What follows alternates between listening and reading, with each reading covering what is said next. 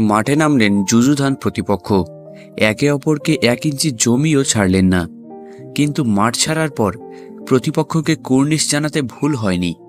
মহারণ বদলার আবহেও সৌজন্যের মূর্ত প্রতীক হয়ে রইলেন মোহাম্মদ রিজওয়ান, যার দাপটে জয়ের স্বপ্ন ভেঙে চুরমার। সেই বিরাট কোহলিকে অকুণ্ঠ প্রশংসায় ভরিয়ে দিলেন পাকিস্তানি ক্যাপ্টেন। কিং কোহলির ঝকঝকে সেঞ্চুরিতে পাকিস্তানকে হেলায় হারিয়েছে ভারত।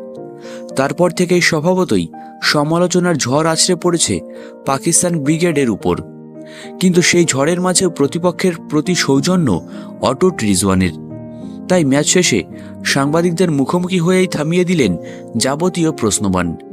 স্পষ্ট জানালেন, হারজিতের কচকচানি পড়ে, আগে শুধুই কথা হোক কিং কোহলির দুরন্ত ইনিংস নিয়ে।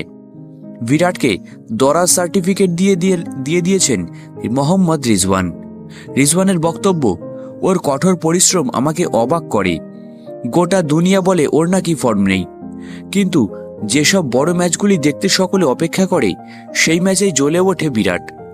আমরা তো বিরাটকে রান দিতে চাই না, কিন্তু বিরাট ঠিক জ্বলে ওঠে, রান করে, আর আমাদের নাগাল থেকে ম্যাচ ছিনিয়ে নিয়ে চলে যায়। যেভাবে বিরাট নিজের ফিটনেস ধরে রেখেছে সেটাও প্রশংসনীয়। বিরাটও ক্রিকেটার, আমরাও ক্রিকেটার। ওকে আউট করার বহু চেষ্টা করেছি, কিন্তু বিরাট ঠিক ম্যাচ বের করে ফেলবে।